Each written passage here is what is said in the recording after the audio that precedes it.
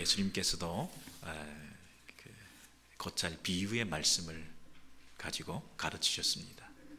그래서 어떤 진리를 전하시기 위해서 예를 들어서 설명하는 것 참 중요한 것 같습니다.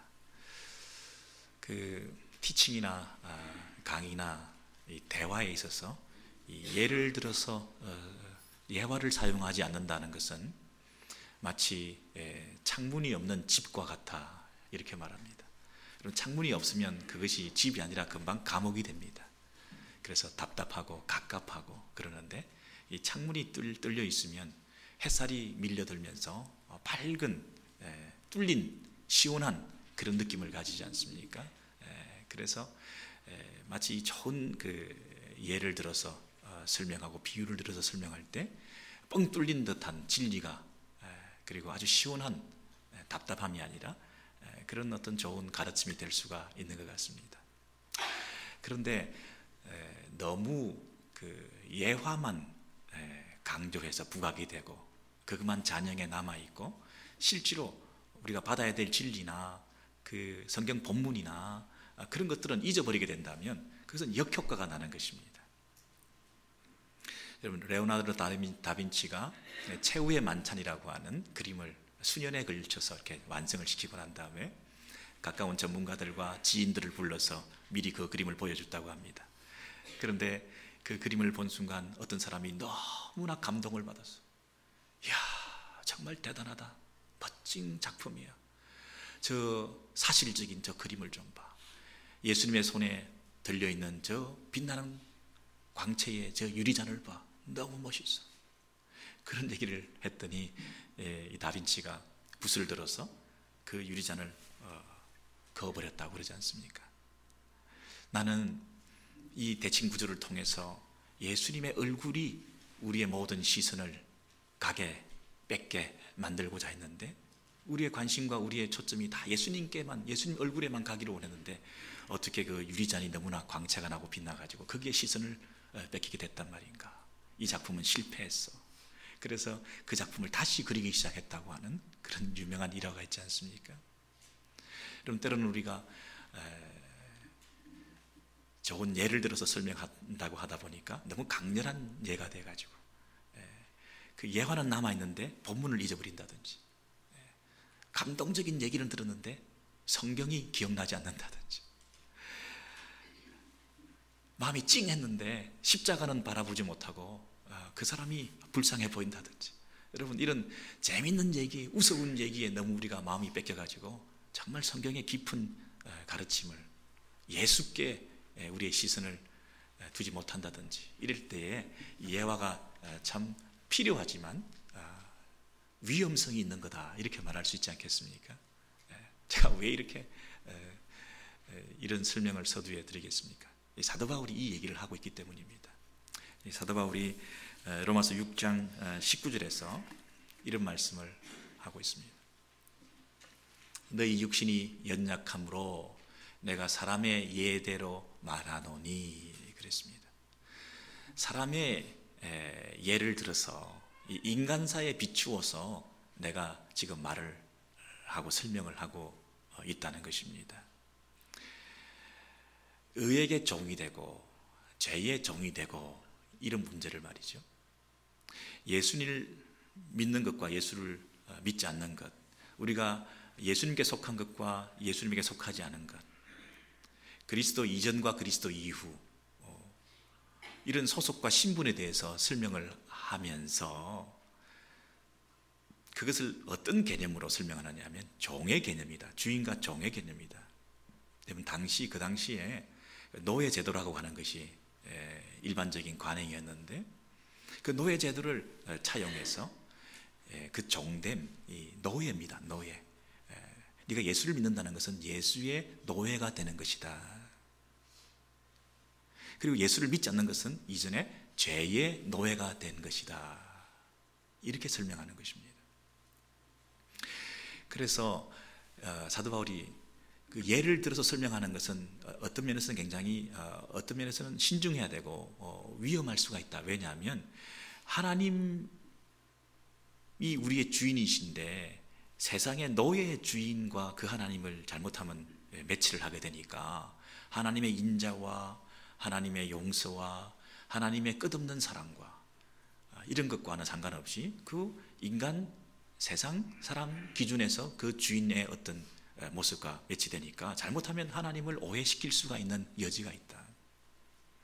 주인이 주는 그 짐은 멍에는 가볍다. 예수께서 주시는 멍에는 가볍고 쉽다 그랬잖아요. 근데 이 노예 제도를 통해서 주인이 주는 그 짐과 멍에가 가볍고 쉽겠습니까? 그런 면에서는 이게 매치가 잘 안 되고 잘못하면 위험 부담이 있다. 오해받을 가능성이 있다.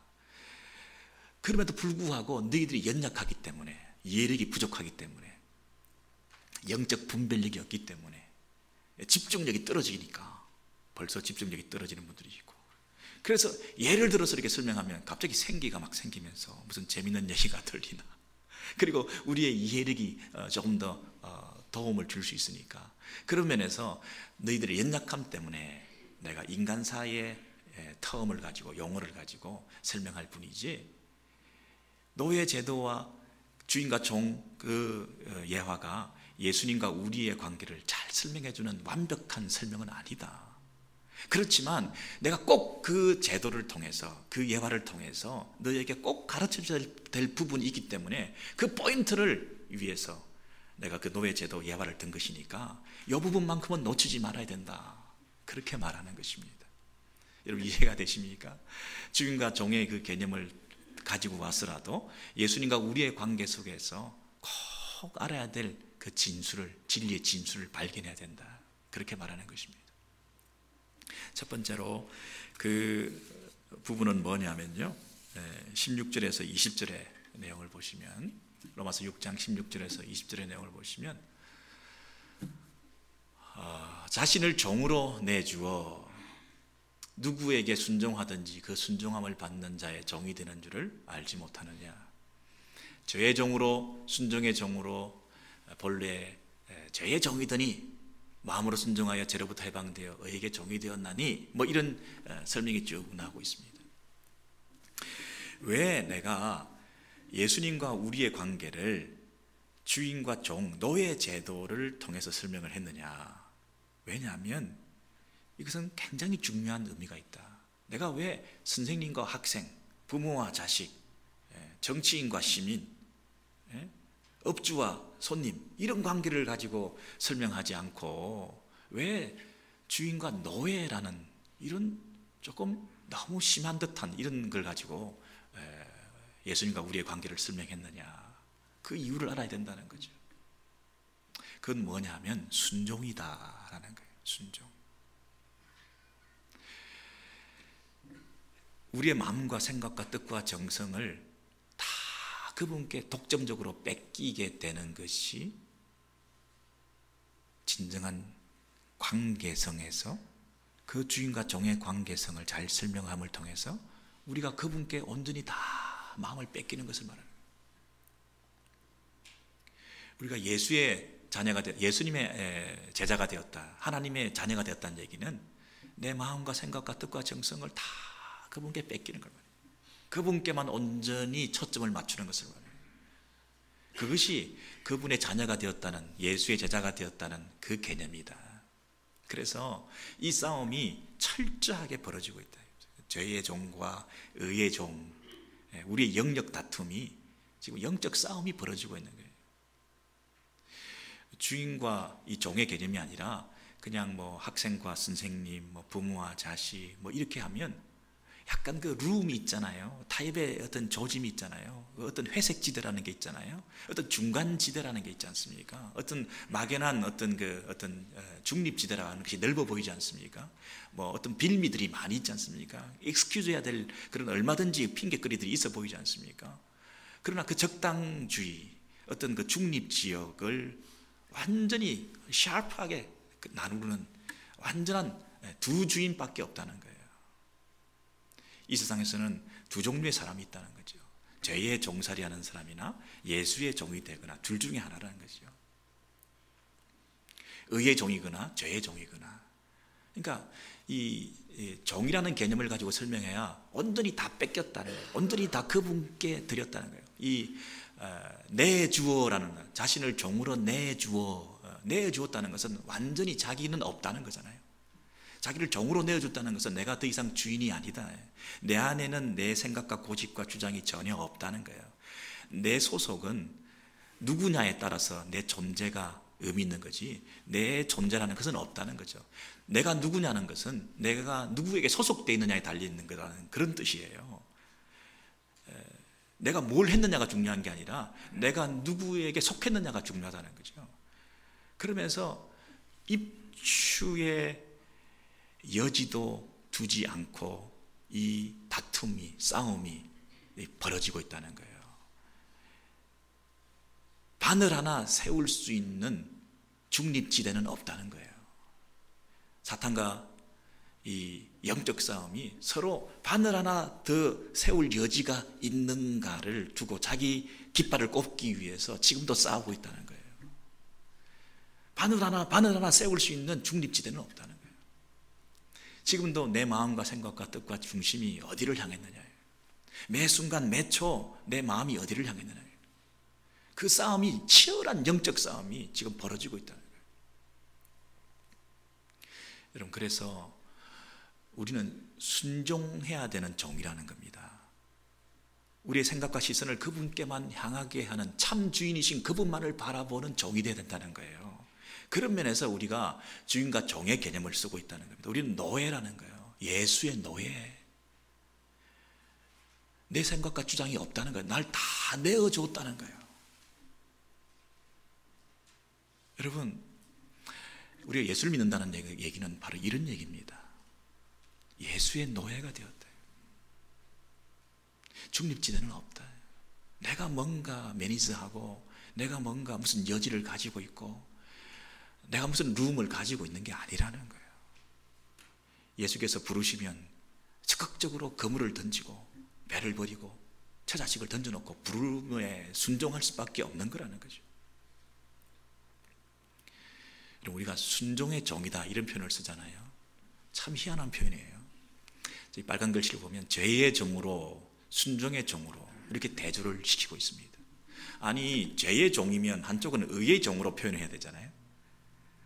세상과 또 사탄의 종이면 예수의 종으로 이렇게 표현해야 되잖아요.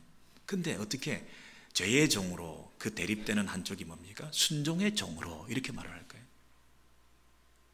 순종이 주인이라는 거야. 순종이. 이 종이라고 하는 것은 순종하지 않으면 종이 아니라는 거죠. 순종해야 종이지. 순종하지 않는데 어떻게 종이냐? 종의 최고의 가치는 뭐라고요? 순종이라는 거예요. 그럼 종은 항상 뭘 생각해요? 순종. 나는 순종의 노예가 된 거예요. 나는 예수님께서 부르시면 내가 즉각적으로 순종할 자세가 되어 있는 거예요. 순종의 종이 됐다는 이 깊은 의미를 아시겠습니까? 순종의 사람이라는 거예요. 순종의 사람. 순종이 나를 왕노릇한다는 거예요. 나는 항상 순종할 자세가 되어 있다는 거죠. 조그마한 룸도 틈도 주지 않겠다는 거예요. 예수의 노예가 되었다는 개념이 이런 개념이지 않습니까? 이것만 알기를 원한다. 사도 바울이 예를 들어서 설명하는 거예요. 네가 예수께 속했다는 것이 무슨 의미냐? 그냥 막연하게 사는 거 아니다. 예수님께 속했다는 것은 철저한 순종을 말한다. 어떤 사람들은 예수를 입으로 신하고 믿습니다. 아멘. 그러면 당신은 이제 천국 백성이 됐습니다. 그렇게 값싼 구원. 잘못하면 말이죠. 그 믿음이 믿는다고 고백한 것이 마치 기계적으로 그 믿는다고 말한 그 자체가 무슨 밴딩머신에 넣은 동전처럼 말이죠. 구원이 생산되어 나오는 것처럼 자동적으로 그렇게 구원을 받는다고 착각을 하는데 입으로 시인한 그 믿음의 구체적인 열매들을 네 삶을 통해서 순종의 삶을 통해서 증명해내지 못하면 그 주님의 주님 되심을 날마다 네 삶 가운데 나타내지 못하면 네가 주인인데 여전히 어떻게 네가 주인인데 네가 주님의 종이라고 말할 수 있어? 네가 주인으로 살아가는데 어떻게? 주님이 주인인데 주님의 주님 되심을 너의 전 인격적으로 지정의를 통해서 교회에서나 직장에서나 가정에서나 어떤 영역에서나 그분 앞에 내가 정으로 살아가는 그 순종의 자세, 내 말과 행실과 내 마음과 내 행동 전부를 그분 앞에 순종하는 자세로 이렇게 살아가는 삶이 뒤따라야 그게 네가 예수의 종이요 예수께 속했다는 증거 아니냐. 여러분, 부담스러운 말씀이지만 이것이 가능한 이유는 말이죠, 우리를 죄의 형벌에서부터 구원해 주셔서 이쪽 나라로 옮겨 놓으셨을 뿐 아니라, 그래서 재판정에서 이제 너는 어렵다, 칭의, 이신칭의, 믿음으로 말미암아 어렵다 칭해 주셨다는, 재판정에서 너는 죄의 형벌을 면제받았다고 하는 그런 차원에서 구원뿐 아니라 우리를 이 나라에 옮겨 놓았다는 얘기는 죄의 세력에서부터도 자유할 수 있다. 왜? 더 강력한 통치가, 더 강력한 왕의 통치가 임하는 곳이니까.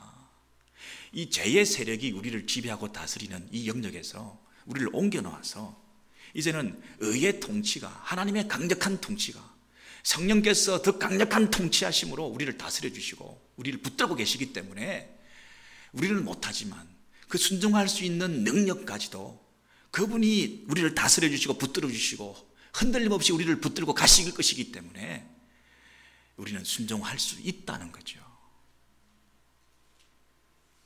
죄의 형벌로부터 면제받았을 뿐 아니라 죄의 세력에서부터도 자유함을 얻을 수 있는, 죄의 영향력에서부터도 우리가 벗어날 수 있는 그 나라에 우리가 들어있는 거죠. 그 왕의 통치 아래, 우리가 하나님의 통치 아래 들어있는 거죠. 그러면 그 나라에서 그분을 기쁘시게 하는 자발적인 순종을 통해서 우리가 살아가는 이 삶이 진정 순종의 종이다. 억지로가 아니라 자발적으로 기쁨으로 그분을 기쁘시게 하는 이런 우리의 주인을 주인으로 대접해드리는 삶을 살아가는 이 순종의 종. 나는 순종하는 사람이 되고 싶다. 이것이 저와 여러분의 마음의 소원이 되어야 됩니다. 나는 순종의 사람이 되고 싶다. 사람들이 나를 평가할 때 저 사람은 순종하는 사람이야. 사람들 앞에서가 아니라 하나님 앞에서 하나님이 부르시면 그 부르심에 온전히 뛰어가고 순종할 수 있는 사람이야. 자기가 유보하고 자기가 주장하고 자기가 생각해보고 판단해보고 자기가 주인 되어서 살아가는 삶이 아니라 그 주님이 나의 주님 되신다고 하는, 그래서 그 주인의 나는 노예라고 하는 그런 마음을 가지고 그 앞에 전적으로 기꺼이 순종의 종으로 살아가는, 이것이 예수 믿는 사람들의 특질이라는 것입니다. 얼마나 하향평준화된 그리스도인들의 삶을 살아가는지. 예수의 제자, 하나님의 나라의 백성이라고 하는 자들이 명칭은 그럴싸하고 교회 안에서 가장 높은 직분은 다 받을 대로 다 받아놓고 가난 훈련 프로그램은 다 이수했다고 하는 사람들이 자기 주장과 고집으로 가득 차 있는 그런 부분들이 있다고 한다면 여러분, 얼마나 이 순종의 종이라 이 말이 무색한 말이 되겠습니까? 여러분, 2013년 한 해 동안 우리 이 부분에서 좀 각성하시기 바랍니다. 주님께서 부르시면 달려가시기 바랍니다. 주님께서 원하시는 사인을 보내주시면 적극적으로 내려놓으시기 바랍니다. 부담스럽고 힘든 일이라 할지라도 이건 좀 부담스러운데요, 아직은 아닌 것 같은데요, 일단 먹고 살아야 되지 않겠습니까? 나중에요, 뒤에요, 지금은 아니죠. 남들도 안 하는데 왜 제가 해야 돼요? 여러분, 그런 자세가 아니라 그분이 부르시면, 그분이 음성을 들려주시면, 그분이 마음에 거룩한 부담을 주시면 여러분 다 내려놓으시고 그분이 원하시는 대로만 따라가시면 됩니다. 이것이 예수의 노예라 하는 말의 의미입니다. 여러분, 두 번째로 우리가 살펴볼 것은 6장 20절에서 23절에 있는 말씀입니다. 너희가 죄의 종이었을 때 의에 대하여 자유로웠느니라. 너희가 그때에 무슨 열매를 얻었느냐? 이제는 너희가 그 일을 부끄러워하나니 이는 그 마지막이 사망입니다. 그러나 이제는 너희가 죄로부터 해방되고 하나님께 종이 되어 거룩함이 이르는 열매를 맺었으니 그 마지막은 영생이니라. 여러분, 굉장히 기독교 역사에 있어서 중요한 성경 구절입니다. 우리가 늘 인용하는 말씀들입니다. 여러분 잘 보시기 바랍니다. 너희가 죄의 종이었을 때는 의에 대하여 자유로웠느니라. 이게 무슨 말입니까? 의에 대하여 자유로웠다, 이 말은 뭐냐면요, free from righteousness죠. 의로부터 자유로웠다. 그러니까 의에 대해서는 나는 상관없이 살았다, 이 얘기입니다. 죄의 종으로 살았을 때는 의롭게 산다, 하나님의 뜻대로 산다, 하나님과는 상관없이 내가 살았다는 거죠. 의에 대해서는 자유롭게 아무 상관없이 살았다. 그냥 죄의 종으로 살았다는 거죠.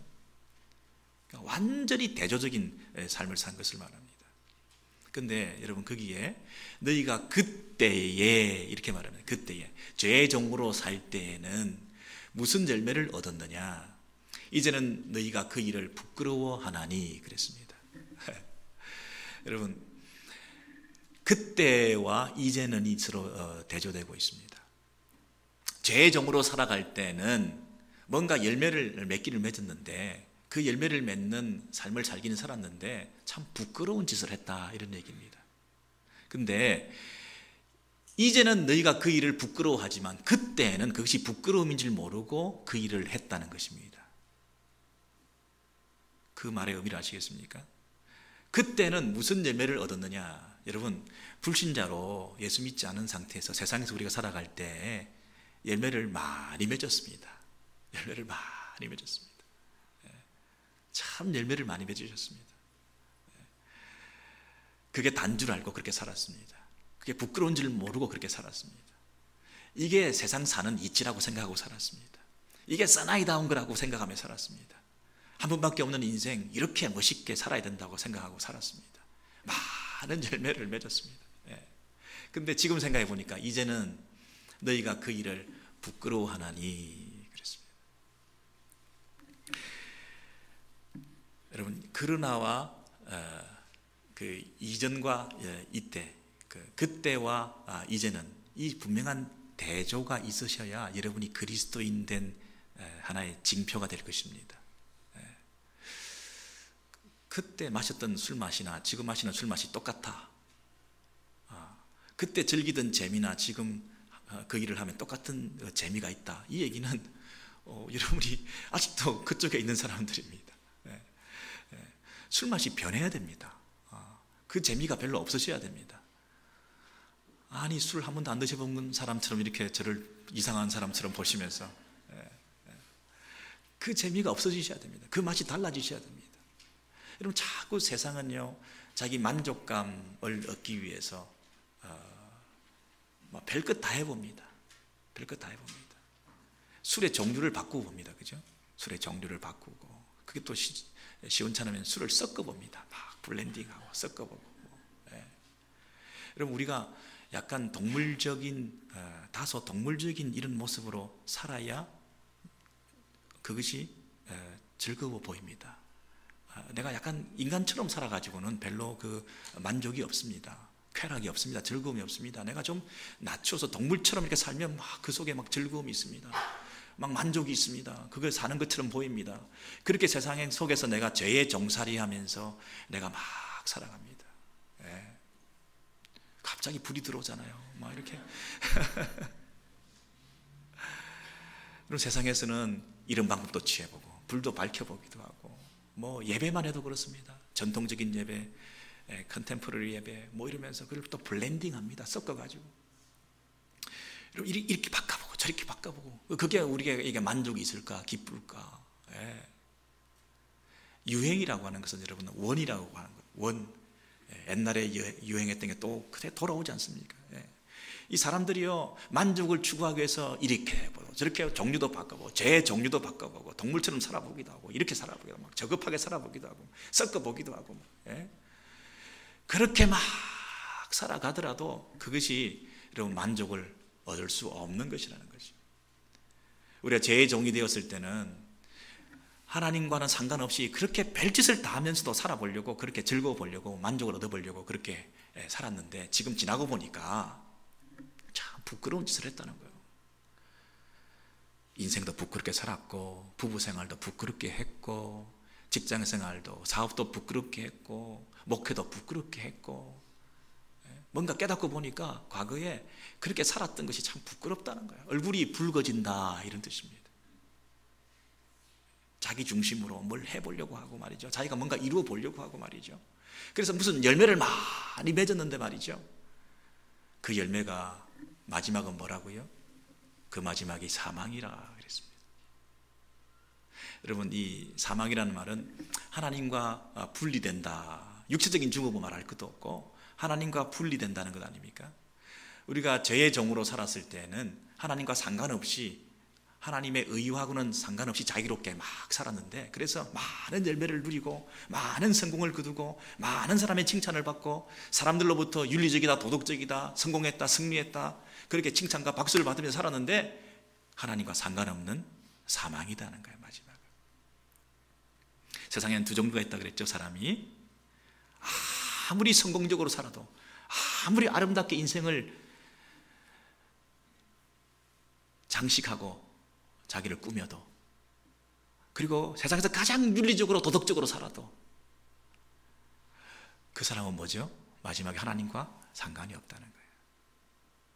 근데 반면에 그러나 이제는 너희가 죄로부터 해방되고 하나님께 종이 되어 거룩함이 이르는 열매를 맺는다. 또 다른 열매를 맺는데요, 이쪽 열매는 뭐냐면 그 마지막이 뭐라고요? 영생이다 그랬습니다. 영생이다. 여러분, 마지막이 있다는 것에 주목하십시오. 마지막이 있다. 한쪽은 의에 대해서 자유롭다, 이 말은 뭡니까? 하나님 없이 자유롭게 살았더니 그 자유의 결과가 사망으로 이르게 되고, 사망에 이르는 자유가 있는 반면에, 그리고 하나님께 종이 되어서 거룩함에 이르는 열매를 맺었더니 그 마지막은 영생이라 그랬습니다. 사망에 이르는 자유가 있고 생명에 이르는 종됨이 있다는 거예요. 사망에 이르는 하나님과 영원히 분리되는, 하나님을 떠난 인생이 있고, 하나님과 영원히 함께 사는, 영생을 사는 하나님의 종으로 살아가는 삶이 있다는 거예요. 나를 죽게 만드는 자유가 있고 나를 살게 만드는 속박이 있다는 거예요. 종됨이 있다는 거예요. 그래서 여행의 목적지가 두 가지가 있는데, 하나는 사망이고 하나는 생명이에요.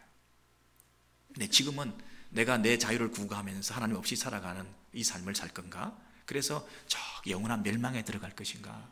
아니면 지금 내가 하나님 앞에서 종이 되어서 그분께 내 마음과 시선과 초점을 다 그분께 드리고, 그분이 내 인생의 주인이 되어서 그분이 원하시는 뜻대로 내가 살아드리는 이런 하나님과 관련 있는 삶을 통해서 내가 그분과 영원히 사는 영생의 길에 들어갈 것인가?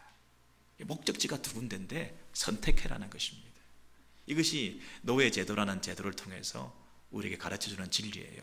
왜냐하면 그 당시 노예들로서 일을 하고 난 다음에 뭘 받습니까? 삭스를 받습니다. 자, 눈을 뜨시고, 자, 밑에 죄의 삭스는 같이 읽겠습니다. 시작. 죄의 삭스는 사망이요 하나님의 은사는 그리스도 예수 우리 주 안에 있는 영생이니라. 이 노예 제도를 설명하기 위해서 이 비유를 든 이유가 바로 이것입니다. 노예가 일을 열심히 하고 나면 배당을 받습니다. 배급을 받습니다. 수당을 받습니다. 임금을 받습니다. 열심히 일을 하고 나면 그 일한 대가를 받습니다. 음식을 받습니다. 칭찬을 받습니다. 그래서 그 죄의 삭선, 그 죄의 열매는 뭡니까? 사망이요. 하나님의 은사는 그리스도 예수 우리 주 안에 있는 영생이다, 이렇게 말합니다. 이 두 가지가 대조됐죠. 여러분, 그런데 죄의 삭선 사망이요 그래 놓고 하나님의 은사는 영생이다 이렇게 안 하고 그 안에 뭐가 나옵니까? 하나님의 은사는 예수 우리 주 안에 있는 영생이다 그랬습니다. 와, 이게 엄청난 진리 아니겠습니까? 죄의 삭은 사망이다, 하나님의 은사는 영생이다 그러지 않고 하나님의 은사는 그리스도 예수 우리 주 안에 있는 영생이다 그랬습니다. 그럼 우리가 영생을 누릴 수 있는 비결은 뭡니까? 우리가 그리스도인이 되어가지고 영원한 생명을 살 수 있는 근거는 뭡니까? 은혜라는 것입니다. 그리스도 예수 우리 주 안에 있는 영생이다. 이미 우리가 열심히 해서 우리가 일한 만큼의 대가로 받는 영생이 아니라 예수 그리스도 그분이 이미 대가를 지불하신 십자가의 구속의 사역을 통해서 우리에게 은혜로 주시는 영생이라는 것입니다. 하나님의 은혜로운 선물 영생은 예수 우리 주 그리스도 안에 있다는 것입니다. 여러분, 이 사실에 대해서 얼마나 감격이 있습니까? 여러분, 이 진리에 대해서 얼마나 벅차는 감동이 있습니까? 두 종류의 삶이 있습니다. 열심히 내가 일을 해서 일한 만큼 그것을 받아서 살리겠다고 하는 사람입니다. 그래서 내가 일을 많이 해서 그 일한 대가를 받아서 그 싹스를 받아서 내가 구원을 이루고 내가 어느 시점까지 어느 자리까지 올라갈 수 있다고 생각합니다. 근데 우리의 구원은 뭡니까? 우리가 열심히 일을 해서 받는 게 아니라 은혜로 받는 것입니다. 선물로 받는 것입니다. 예수 우리 주 안에 있는 영생이니라. 내가 일을 해서 뭔가를 받겠다고 하는 심리가 아직도 남아있다면 여러분은 누구를 섬기는 겁니까? 여러분의 주인은 누굽니까? 저의 종노릇입니다. 사탄이 압입니다. 예수께서 이 땅에 오셨을 때 유대인들에게 뭐라고 얘기했습니까? 열심히 살아가는 유대인들에게 사탄의 자식들아, 네 아비는 사단이다 이렇게 말했습니다. 여러분의 속에 어떤 심리가 남아있느냐에 따라서 여러분이 지금 주인을 누구로 모시고 있는가 하는 것을 점검할 수 있습니다. 여러분이 열심히 일을 했다, 나는 이렇게 많이 애를 썼다, 일을 한 만큼 나는 그 삭스를 기대한다, 내가 이만큼 일을 했는데 그 삭시, 그 칭찬이, 그 보답이 돌아오지 않는다, 불편하다, 이런 마음이 여전히 남아있는 분들은 여러분이 누구를 섬기고 있는 겁니까? 사단을 섬기는 것입니다. 마귀의 자식들입니다. 여러분이 가는 길이 어떤 열매를 맺고 있습니까? 두 쪽 다 열매를 맺고 있습니다. 하나는 사망에 이르는 열매를 맺고 하나는 거룩함과 영생에 이르는 열매를 맺고 있습니다. 여러분 열심히 합니다. 어떤 열매를 맺고 있습니까? 멸망에 이르는 넓은 길을 가고 계십니까? 영생으로 생명으로 이르는 좁은 길을 가고 계십니까? 여러분, 우리 마음속에 열심히 했다, 그리고 그 일한 만큼 대가를 받아야 된다, 내가 이만큼 했는데 그 대가를 지금 내가 받지 못하고 있다, 인정을 받지 못하고 있다, 이런 심리는 사탄을 섬기는 것입니다. 그리고 여러분은 지금 넓은 길을 가고 있는 것입니다. 멸망의 길을 걸어가고 있는 것입니다. 근데 여러분, 하나님의 은혜다. 은혜라는 말의 뜻이 뭡니까? 자격이 없는 자입니다. 자격이 없는 자에게 하나님께서 주신 선물이다. 아무 자격이 없는 자에게 하나님의 아들 예수 그리스도 그분의 피값으로 내게 받은 구원이다, 영생이다. 나는 아무것도 한 것이 없지만 하나님의 은혜로 받은 이 놀라운 축복, 자격이 없는 자에게 주신 이 은혜에 대해서 생각할 때 우리 속에 어떤 생각이 납니까? 늘 감사합니다. 뭐든지 감사합니다. 내가 봉사한 것, 그것이 크레딧이 되고 자랑이 되고 의가 되고 내가 받아야 될 임금의 싹스를 받아야 될 어떤 근거가 되는 게 아니라 내가 봉사한 것 자체가 기쁨입니다. 내가 주의 일에 수종 들었다는 그 자체가 나에게 주는 만족이 있습니다. 내 같은 게 뭔데 하나님의 일을 할 수가 있느냐, 그 자체가 기쁨입니다. 나같이 보잘것없고 버림받은 인생, 나 같은 죄에 종살이 하던 이 인생이 하나님의 은혜로 그리스도를 섬기고 하나님을 내 아버지라고 부르고 찬양하고 예배하고 봉사하는 자리에 있는 이 자체가 내게 복입니다. 감사합니다. 그게 무슨 자랑이 있고 내가 어텐션을 받고 내가 뭔가 보답을 받아야 된다고 생각을 합니까? 예배하는 자체가 기쁨입니다. 하나님을 섬기는 자체가 우리에게 진정한 만족입니다. 더 이상 바랄 것이 없습니다. 바랄 것이 없습니다. 나에게 늘 후대해 주셨습니다. 나에게 늘 과분하게 대접해 주셨습니다. 그런 걸 생각할 때 내가 늘 감사한 거예요. 무슨 일을 당해도 어떤 일을 당해도 하나님을 섬기는 그 자체가 기쁨이 되고 만족이 되고, 그래서 그런 넘쳐나는 감격으로 살아가는 이 삶은 어떤 열매를 맺습니까? 거룩의 열매를 맺습니다. 주님을 닮아갑니다. 그래서 주님과 같이 됩니다. 주님을 보게 됩니다. 그것이 생명입니다. 영생입니다. 그것이 구원입니다. 여러분, 거룩이라는 말의 의미는 내가 노력해서 뭔가를 이루어간다는 개념이 아니라 따로 떼어서 구별해 놨다는 것입니다. 내가 하나님께 속했다는 것입니다. 내가 하나님께 속해서 그 하나님의 나라에 속한 사람으로서 그 하나님의 나라의 백성답게 살아가는 그 특별한 거룩의 자리에 우리가 있게 되었다는 거예요. 그 거룩을 날마다 이루어가게 된다는 거죠. 선행과 공로로 쌓아가는 의가 아니라 하나님 은혜로 구별되어진 이 과분한 은혜 받은 사람으로서 그분 앞에서 그분을 닮아가는 삶을 살아가는 거죠. 이것이 뭐라고요? 그 마지막은 영생이다. 영생이다. 영생은 뭐라고요? 하나님과 함께 사는 삶이죠.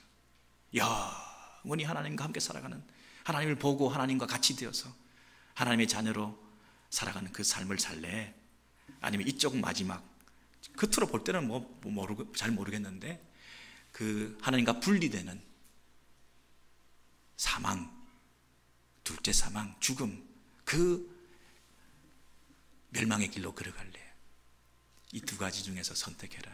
여행을 떠나기 전에 여행 목적지를 정하고 그 목적지를 향해서 우리가 어떻게 신앙생활을 해나갈 것인가를 선택하라는 것입니다. 여러분, 제가 말씀드렸습니다. 노예제도의 특징은 두 가지가 있는데요. 첫째는 순종이라는 것입니다. 순종하지 않는 종은 종이 아니다. 내가 예수의 종이 됐다는 얘기는 내가 예수께 순종한다는 뜻이다. 그래서 여러분, 저와 여러분은 이제 순종의 종이 되었습니다. 그 순종 자체가 내 주인이 되었습니다. 나는 어찌하면 우리 주님을 높여드리고 그 말씀대로 순종할까? 어떤 일이 있어도 주님께서 나에게 말씀하시면 달려가리라. 여러분, 그런 자세로 순종의 종으로 여러분 살아가시기를 원합니다. 그렇게 살아가실 때 그 순종할 수 있는 능력도 우리가 허락해 주십니다. 내가 살고 있는 나라의 그 통치 영역 속에서 그분이 주시는 은혜의 그 영역 속에서 내가 순종할 수 있는 힘을 주시기 때문에, 내가 살고 있는 곳이 다르고 내가 살고 있는 이곳에서 통치하는 그 원리가 다르기 때문에 그 은혜의 법 아래에서, 사랑의 법 안에서 우리를 지켜주시기 때문에 내가 그분을 사랑하는 자발적 순종을 통해서 살아드리는 이 원동력이 그분이 나에게 주시기 때문에 그렇게 살아갈 때 멸망에 이르는, 죽음에 이르는 그런 자기 의를 쌓는 멸망의 길이 아니라 생명의 길로 거룩을 이루어가는 그런 모습으로 가게 되는 것입니다. 어떤 목사님이 자기 교회에 그 최순종이라는 분이 계시는데, 이름이 너무나 신실하고 말씀에 잘 순종하고 목사님 말씀을 하나님 말씀처럼 받아들이면서 그렇게 하나님 뜻이면 순종하겠습니다, 거절하는 법이 없고 항상 열일이 다 있어도 제쳐놓고 그 말씀대로 따라 순종하고, 순종이 제사보다 낫다, 자기 고집과 자랑 내세우지 않고 그저 하나님께서 말씀하시면 그대로 순종하는 이런 신실한 형제가 있어가지고 그 형제한테 그 이름이 최순종인데 아버님이 목사님이셨나 보다 이렇게 물어봤더니 아니요, 진돗개 협회 회장이셨어요. 그렇게 얘기했어요. 순종. 여러분, 저는 그 말에서 굉장히 인사이트를 받았어요. 와, 우리는 순수 혈통을 가졌다. 예수의 피를 받았다. 그 강아지가 주인에게 순종을 잘하는 것이 순종이잖아요. 순종을 잘하고 신실한 사람이 정말 순수 혈통을 가진 순종이잖아요. 우리는 예수의 순종이잖아요. 인류는 두 가지 종류가 있잖아요. 인종은 두 가지밖에 없잖아요. 우리는 어느 종자에 속했습니까, 여러분? 예수께 속한 예수의 피를 가진 순수 혈통을 가지고 내 안에서 그 예수님께 순종하려고 하는 그런 마음으로 가득 차 있었어요. 우리 몸의 어느 부위를 눌러도 내 입에서 예수가 튀어나오는, 우리의 호흡이, 우리의 삶이, 우리의 표정이, 우리의 모든 걸음걸음이 순종의 삶, 순종의 걸음걸음, 우리 주인님이신 그분을 기쁘시게 해드리는, 그분 앞에 살아가는 이 순수 혈통을 가진, 그리스도의 피를 가진 순종의 삶을 살아가는 이런 사람이 되어야 되겠다. 이것이 복된 인생입니다.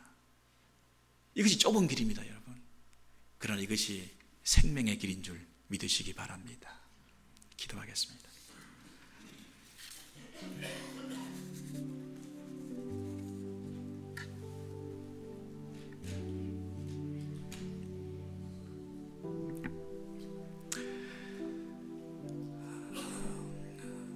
여러분, 우리에게는 두 상전이 있습니다. 노예 제도를 통해서, 주인과 종의 관계를 통해서 우리가 어느 상전을 섬길 것인가? 내가 누구인가가 아니라 내 주인은 누구신가? 내가 무엇을 했는가가 아니라 내가 어느 분께 속했는가? 내 소속은 어딘가? 주인과 종의 노예 제도를 통해서 종이 종된 것은 순종인데, 순종하지 않는 종은 종이 아닌데, 내가 예수의 종이라면 예수께 순종의 종이 되어야 될 텐데, 우리의 전인격적인 지정의가, 우리의 과거와 현재와 미래가, 우리의 학교 생활과 교회 생활과 직장 생활과 우리의 가정 생활과 모든 영역에서 주님의 주님 되심, 주님의 그 롤십을 인정해드리는, 주재권을 인정해드리는 삶을 살아야 될 텐데, 우리는 마치 중립지역이 많이 있는 것처럼 아주 적당주의에 빠져서 신앙생활을 주님의 종으로, 예수의 노예로 살지 못하고 있는, 자기가 주인 되어서 잘도 살아가고 있는 이 모습이 우리 가운데 있습니다. 여러분, 이 시간 정말 주님 앞에 예수의 노예로 살겠습니다, 이런 결단이 있으시기 바랍니다. 좁은 길을 걸어가겠다 작정하시기 바랍니다. 2013년 앞으로 남은 여생 동안에 예수의 노예로 살아갈 때, 그 좁은 길을 걸어갈 때에 그것이 필경한 마지막이 영생의 길이다, 생명의 길이다.